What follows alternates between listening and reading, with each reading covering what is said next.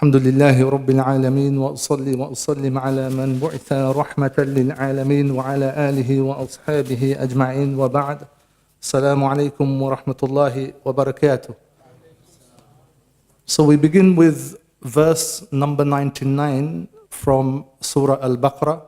We continue on the section where Allah subhanahu wa ta'ala is continuing to reply to the accusations, claims, or some of the misconceptions that are brought forward by a party of Bani Israel in Medina at the time of the Prophet sallallahu alaihi wasallam.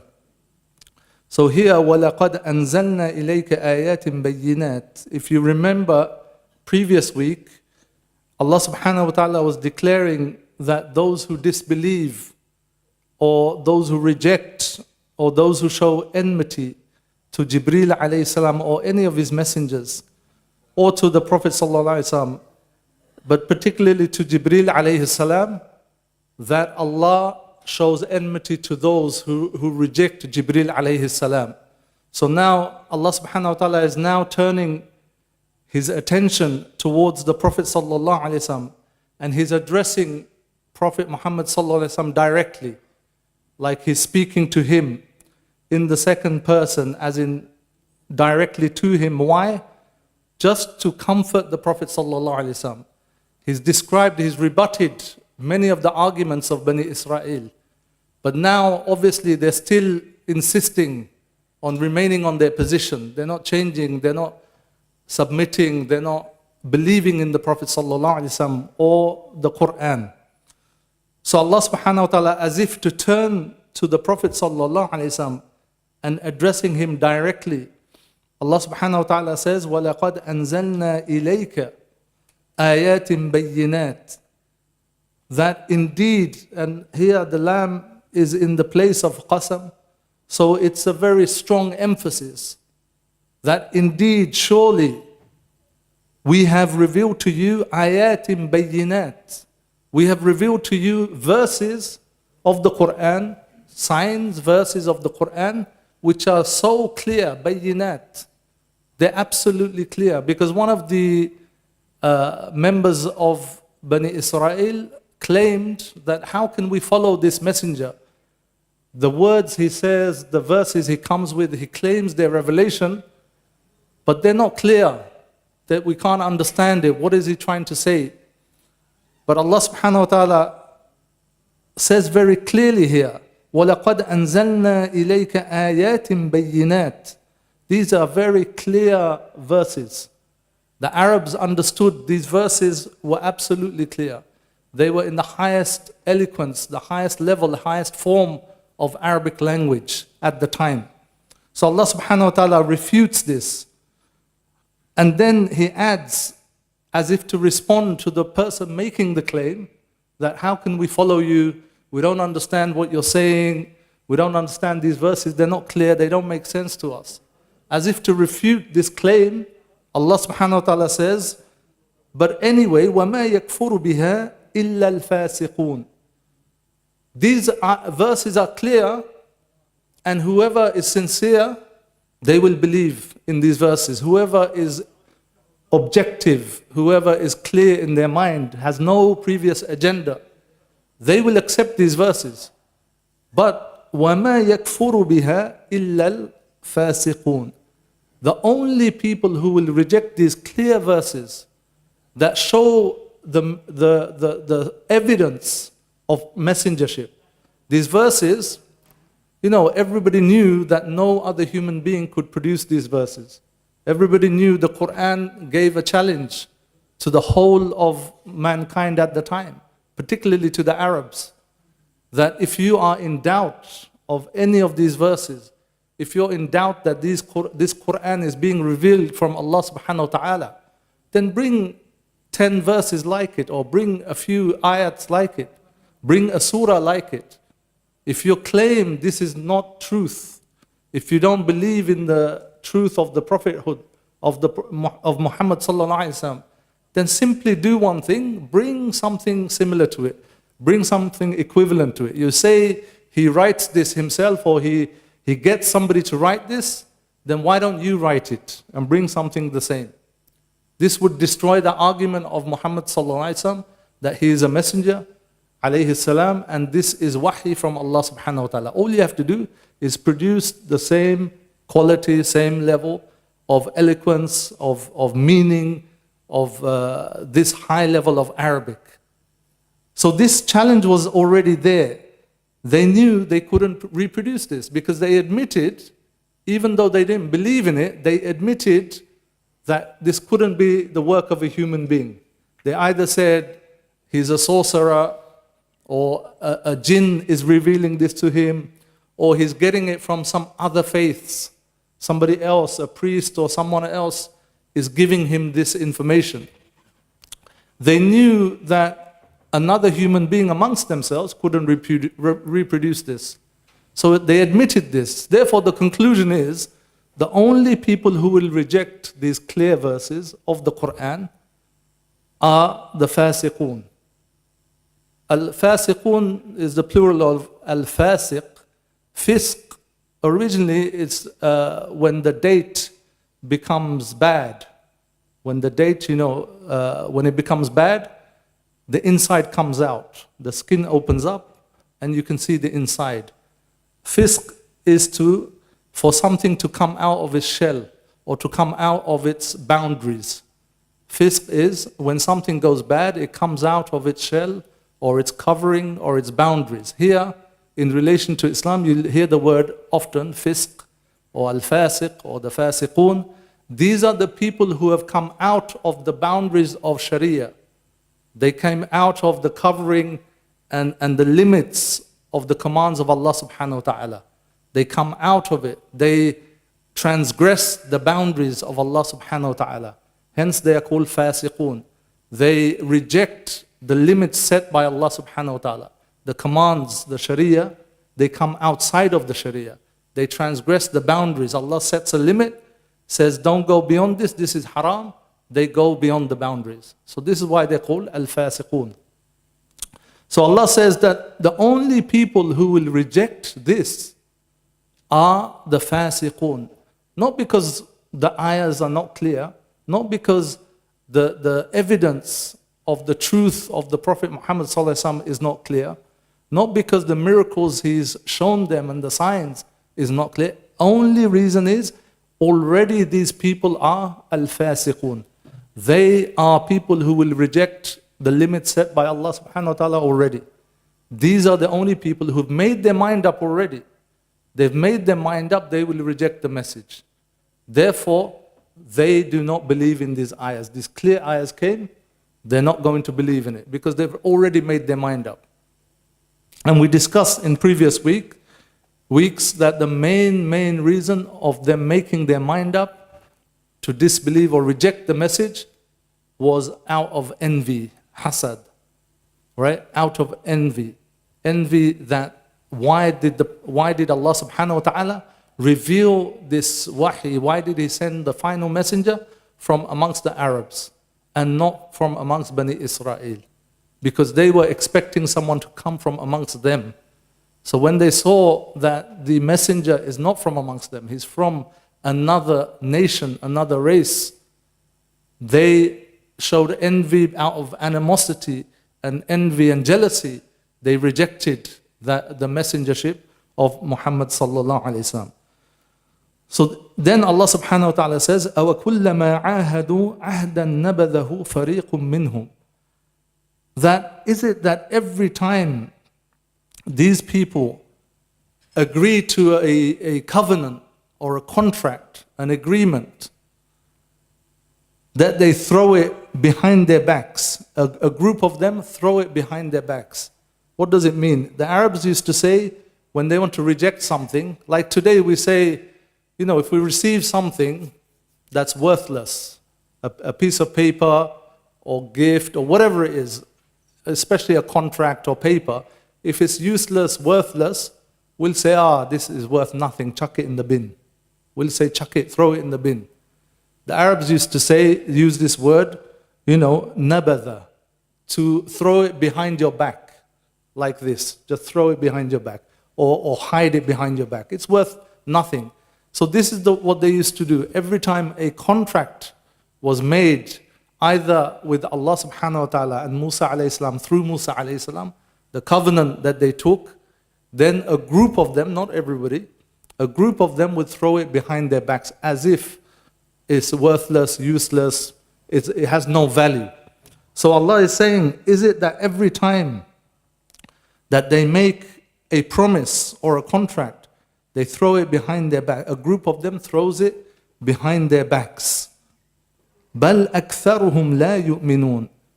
But rather, not just a group of them, the majority of them do not really believe.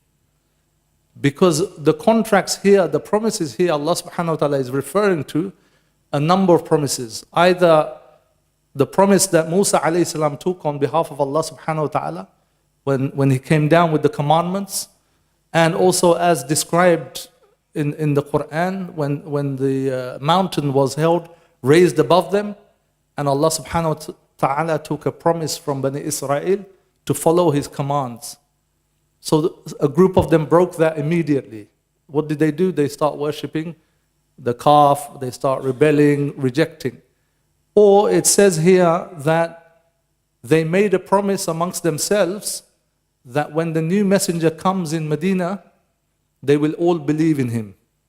They made this ahad amongst themselves, that when the new messenger comes, they will believe in him, they will follow him, they will claim him as one of their own. So again, many of them rejected that. So that's why Allah subhanahu wa ta'ala is saying, is it that every time they make a promise or a covenant, that they throw it behind their backs? A group of them throw it behind their backs, meaning they just reject it. They throw it away as though it's nothing, useless, worthless. But rather, أَكْثَرُهُمْ لَا يُؤْمِنُونَ. The majority of them actually don't believe in what? The Qur'an? No, not just the Qur'an. Allah is saying, بَلْ أَكْثَرُهُمْ لَا يُؤْمِنُونَ أي لا يؤمنون بالتوراة. That majority of them don't believe in their own book, which prophesizes, tells them that a messenger will come with this description in this land. They're foretold of the prophethood of Muhammad sallallahu alaihi wasallam, but they rejected this. So they بل أكثرهم لا يؤمنون, meaning most of them don't even believe in parts of their own book, right? As mentioned previously in Surah Baqarah as well, because in their own books there is the prophecy of Muhammad sallallahu alaihi wasallam, the final messenger. There's the prophecy of him very clearly, and they didn't accept that. Allah subhanahu wa ta'ala then continues, وَلَمَّا جَاءَهُمْ رَسُولٌ مِّنْ عِنْدِ اللَّهِ مُصَدِّقٌ لِمَا مَعَهُمْ نَبَذَ فَرِيقٌ مِّنَ الَّذِينَ أُوتُوا الْكِتَابَ كِتَابَ اللَّهِ وَرَاءَ ظُهُورِهِمْ كَأَنَّهُمْ لَا يَعْلَمُونَ. Again, same thing, that when there came to them, or when there came to them a messenger from Allah subhanahu wa ta'ala, meaning Muhammad sallallahu alayhi wa sallam, who was musaddiq, he was confirming lima ma'ahum, that which was with them already, the Tawrat, the revelation they had with them for Bani Israel, and for the Christians, it was the Injil that they had. The Prophet ﷺ came with the revelation, the Qur'an, which confirms both Injil and the Tawrat. Every teaching in there that was authentically from Allah subhanahu wa ta'ala, the Prophet Muhammad ﷺ, he was confirming. He wasn't opposing any of that. He was actually saying these are all from the same source. Those messengers are his brothers. Those messengers are from Allah subhanahu wa ta'ala, from Adam alayhi salam all the way down to himself, the final messenger. So he was confirming everything that came before him. He was confirming their books, their sharia, their prophets. So it wasn't in contradiction. It wasn't against any of their books. So Allah subhanahu wa ta'ala describes the messenger as musaddiq, who confirms that which was with them. Then what happens? نَبَذَ فَرِيقٌ مِّنَ الَّذِينَ أُوتُوا الْكِتَابَ كِتَابَ اللَّهِ وَرَاءَ ظُهُورِهِمْ. Same thing.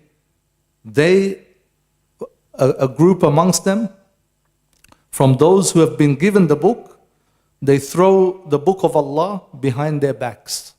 Same thing. It's as though somebody's taking the book of Allah and throwing it in the bin. Meaning, why? Why are they doing this? Because they don't want to accept the messengership of Muhammad sallallahu alaihi wasallam. Because their own book is telling them that there will be a final messenger. This is why they're here in Medina. They're awaiting the final messenger.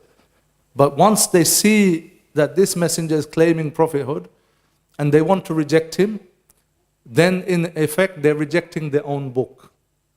So they're saying as though, and it says, كَأَنَّهُمْ لَا يَعْلَمُونَ. You know, as if they don't know anything of the Torah. As if they don't know anything of the wahi that was sent to them. They're throwing their books behind their backs as if to say, we're ignorant of whatever is contained in there regarding you. Anything in this book that mentions you or prophesizes about your coming, we don't know anything. Why? Because they already made their mind up to reject the prophethood of Muhammad sallallahu alaihi wasallam. So here Allah subhanahu wa ta'ala makes it very clear that it's not the weakness of the argument of the Qur'an. It's not the weakness of the evidence of Muhammad sallallahu alaihi wasallam being a messenger. It's none of that. The main reason is these qualities that some of them have. That they are fasiqun. They are breaking the limits or the boundaries set by Allah subhanahu wa ta'ala. That out of envy and jealousy, they're rejecting. That they've already made their minds up. Because he's not from amongst us, we will not follow him. And even if he was from amongst them, as previous ayahs have shown, that they also disobeyed the prophets that came amongst them. A group of them, not all of them. So then Allah subhanahu wa ta'ala continues, وَاتَّبَعُوا مَا تَتْلُو الشَّيَاطِينُ عَلَى مُلْكِ سُلَيْمَانَ وَمَا كَفَرَ سُلَيْمَانُ وَلَكِنَّ الشَّيَاطِينَ كَفَرُوا. And they followed that which was recited. One translation is, they followed that which was recited by the shayateen, the shaitans, ala mulki Sulaiman. Those that was recited, if you like, some people translate it as at the time of the kingdom of Sulaiman alayhi salam. وَمَا كَفَرَ سُلَيْمَانُ وَلَكِنَّ الشَّيَاطِينَ كَفَرُوا. And Sulaiman alayhi salam, the prophet, indeed, definitely, he did not disbelieve. But the shayateen, they are the ones who disbelieved. كَفَرُوا. وَلَكِنَّ الشَّيَاطِينَ كَفَرُوا. Why did Allah subhanahu wa ta'ala say that Sulaiman alayhi salam did not disbelieve? I mean, there's no claim here that we can see that Bani Israel, are they claiming that he was a non-believer? What they claim is, before we get to that, so Allah subhanahu wa ta'ala is saying, وَاتَّبَعُوا مَا تَتْلُو الشَّيَاطِينُ عَلَى مُلْكِ سُلَيْمَانَ. So not only did they reject the wahi, they rejected the signs and things like that. Many of them, and it could be both, it could be talking about the people at the time of Sulaiman alayhi salam, but also a group amongst them who continued this practice of reciting or being involved in magic. A group of them were reciting those things related to magic that was recited by the shayateen, that was written down by the shayateen at the time of Sulaiman alayhi salam. So Allah subhanahu wa ta'ala continues that they followed, not only did they break the covenants, they rejected the messenger, they rejected any new thing or the prophecies of their own books. Not only that, they followed the shayateen in terms of their recital of things related to magic. What some of them used to claim that Sulaiman alayhi salam, and I haven't checked this in any of their books, but some of them, according to Islamic sources, claim that Sulaiman alayhi salam wasn't a prophet. He was just a king. And he used to use magic. His kingdom was based on magic. So because this is their claim, that's why, and in Islam, using magic is kufr. It's very clear Ahl Sunnah wal Jama'ah, we believe that using magic is kufr. It takes you outside of the fold of Islam. So when someone says Sulaiman alayhi salam was using magic to run his kingdom, in other words, they're saying he committed kufr. He was a non-Muslim. He was a non-believer. And this isn't surprising because I remember I went to an interfaith presentation on the life of Yusuf alayhi salam. So it was from the Jewish tradition, Christian tradition, and the Muslim tradition, Islam. So all three present how their scriptures see the Prophet Yusuf alayhi salam. I was last. I think the first was the Jewish tradition, then the Christian, and then it was myself. This was a few years back. But I was shocked because I didn't realize how some of the other faiths view some of the prophets. I mean, Yusuf alayhi salam, the way they were describing him in terms of just an ordinary person who was committing sins, fell into sins, committing all the normal types of sins that any human being, any ordinary man or woman would commit. And this is how they said. And they said, well, the lesson is that, it's the failing of human beings, and we learn how to rise out of our weakness and failings and learn from our lessons, etc., etc. This is, in summary, what some of the presentations were saying. So I realized then that the complete contrast between the way other faiths see their messengers and the way we see messengers, even all of the messengers. We don't believe any of the messengers. We believe, Ahl Sunnah al Jama'ah, the belief is all of the prophets, all of the messengers are something called ma'soom, which means they are protected from sin. They're protected from sin. There's no way, if something is haram, that a messenger, after receiving his messengership, he's been made a prophet, that he would go and do something openly haram, even in secret, something haram. He would not do that. He's protected by Allah subhanahu wa ta'ala. This is the belief of Muslims, Ahl Sunnah wal Jama'ah. This is the belief that all of the messengers are protected. Why? Because if they're not protected from sin or corruption or bad deeds, then how can we trust them with the wahi? If they can be corrupted, if they can go against the command of Allah subhanahu wa ta'ala, how can we trust them with the wahi, with the revelation? How can we trust their messengership? This is the question. So the Muslim belief is that all of the messengers, they are ma'soom. They're protected from sin, from major sins. They cannot be drunk and doing all of these despicable acts, which some of the other scriptures claim that these people were doing. Perhaps they don't see them as messengers. I don't know. I haven't looked into it properly. But I know even some of the ones they see as messengers, they try and attribute these kind of qualities to them. So as Muslims, we reject that completely. And the Qur'an is very clear in the description of all of the messengers. Allah subhanahu wa ta'ala describes them as abd, slaves, servants of Allah subhanahu wa ta'ala. And that's the highest description. For Allah subhanahu wa ta'ala to describe someone as, abdan shakura, or he was khalis, or he was sacrificing, always with this very, very high descriptions of all of the messengers.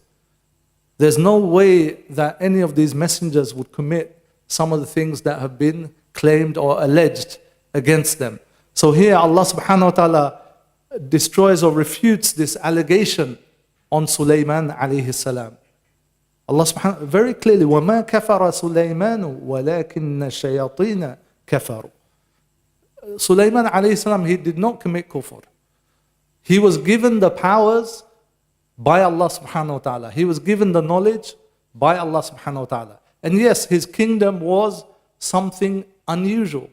It was something unbelievable. And most people, when they read it, they imagine, how could this be true? You know, the birds, he could understand their language. The jinn, they would be working for him. Shayateen, these shayateen that's referred here, they were actually working for Sulaiman alayhi salam. The jinn amongst those who used to work for Sulaiman alayhi salam, they were under his control. He could travel with the wind. You know, he had so many powers, miracles that Allah subhanahu wa ta'ala gave him, that it is possible that people can be misguided.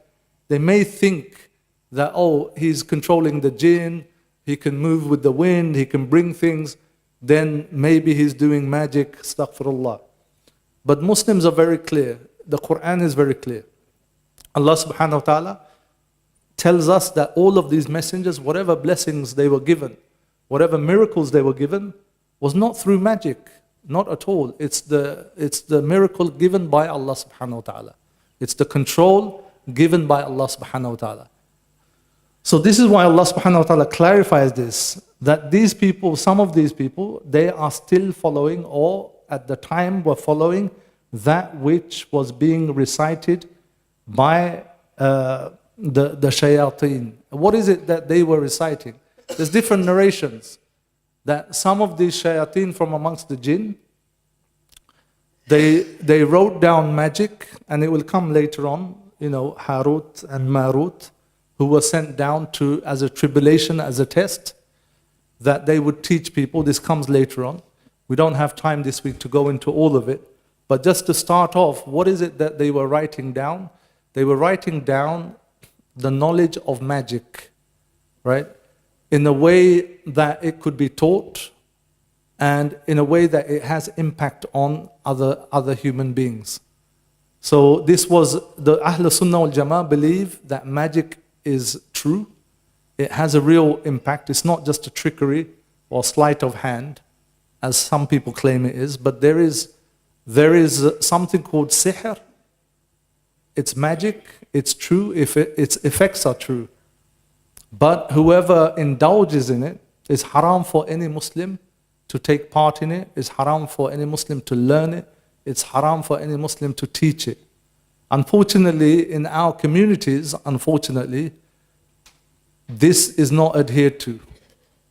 You will find many people who practice magic, many people who will use jinn or other types of means to affect with other people with magic. And this is clear kufr. It takes you outside of the fold of Islam. There's no two ways about it, especially if somebody does any of the acts that are involved in producing magic. Because most of those acts, you have to either worship the devil, shaitan, or you have to say a word of kufr against Allah subhanahu wa ta'ala, or you have to say something against the Qur'an or denigrate the words of Allah subhanahu wa ta'ala. There's many things that are involved, or relying on the jinn, worshipping the jinn. Many things that are involved in magic, which takes you outside of the fold of Islam. It's kufr. So this is why Allah subhanahu wa ta'ala is making it very clear, وَمَا كَفَرَ سُلَيْمَانُ وَلَكِنَّ الشَّيَاطِينَ كَفَرُوا. The shayateen, why did they disbelieve? The jinn? They're already shayateen. How can the shayateen disbelieve? Well, they weren't shayateen from the beginning, they were jinn. But they disbelieved once they start practicing magic. So Allah subhanahu wa ta'ala is making it very clear that those who engage in magic, knowingly practicing it, teaching it, passing it on, affecting other people with this, they have committed kufr. They're outside of the fold of Islam. So Allah subhanahu wa ta'ala is saying that these people, not only did they throw away their books or put their books behind them, a group of them were actually following that which was recited by the shayateen in terms of magic. And Allah subhanahu wa ta'ala says, يُعَلِّمُونَ النَّاسَ السِّحْرِ. Teaching people, the shayateen, from amongst the jinn. Some people say there's ikhtilaf that was it only amongst the jinn, the shayateen amongst the jinn who were teaching people magic. Some people said it's amongst the human beings as well. Because shayateen, shaitan, can be from amongst people, human beings. They can also be from amongst the jinn. So some people said they were shayateen from amongst the human beings, as well as shayateen from amongst the jinn. Both were teaching people sihr. So what is sihr? What is magic? There's different opinions on the exact nature of magic. What is it? What exactly is it? Some people said it's to do with the knowledge, of astrology. It's connected with the movement and alignment of the stars and the planets, etc. Some people said it's just, mantras which have an effect on people. Some people said it's misuse of wahi, of revelation, either the old scriptures or the new scriptures. It's a misuse of some of the scriptures in a way that it has an impact on people. So there's different opinions in terms of exactly what it is. Some people said it's the worship of the devil. And the shayateen, they will teach you what to do, how to do it. Some people say it's the jinns who actually carry out the magic, perform the magic for you. But they will want you to commit kufr first. They will want you to commit kufr. You leave Islam first, and then they will obey you. So there's many, many different ways of doing magic. It's a true thing. It has an impact. And we know in our community, unfortunately, or in the present day, there are people who actually practice magic. There are people who do magic, use jinns, affect other people, ruin other people's lives, ruin other people's families. And there's all sorts of reasons. But the main thing is our community. We must be aware. We should educate our relatives, the people we know, because some of them don't understand. Because the people who do magic, they will never advertise themselves as magicians. They're not going to say, I'm a magician, come to me. No, they're going to advertise themselves as a religious person. I'm a pir this, I'm a pir that, I'm Maulana this and Maulana that, or I'm Raqi, this Raqi or that Raqi. And they will advertise themselves as religious people. They will never say, I'm a sahir, I'm a magician, come to me. No, they will come in the guise of religious people. So many of our community, unfortunately, those who are less knowledgeable, those who are less educated about the deen, about the Qur'an, about Sunnah, about Sharia, they fall into their trap. Because they will say, if you have any problems, like your son is not listening to you, or your daughter is not listening to you, your wife is not listening to you, your husband's not listening to you, I can give you a solution. I will make it, I will solve it for you. They're not going to say, I'm going to do magic. Or somebody can't have a child for many years. They don't know who to go to. They go to this person, that person, and they come to this person who does magic and promises them, I can make sure you have a child. So they will give you all these false promises. It's a business. They will make money. But ultimately, they are selling their deen. They are committing kufr. The one who goes there is committing kufr. The one who pays for it, the one who uses it is committing kufr. So this is a very, very dangerous thing. And we should all be aware of this, and we should raise the awareness in our communities about this. Inshallah, we'll continue, we'll stop here for today. Isha Jama is after, Azan will go after 5-10 minutes. Inshallah, we'll stop here. But this is a big topic about magic, sihr, about the jinns, etc. Inshallah, we'll cover it more fully next week, inshallah.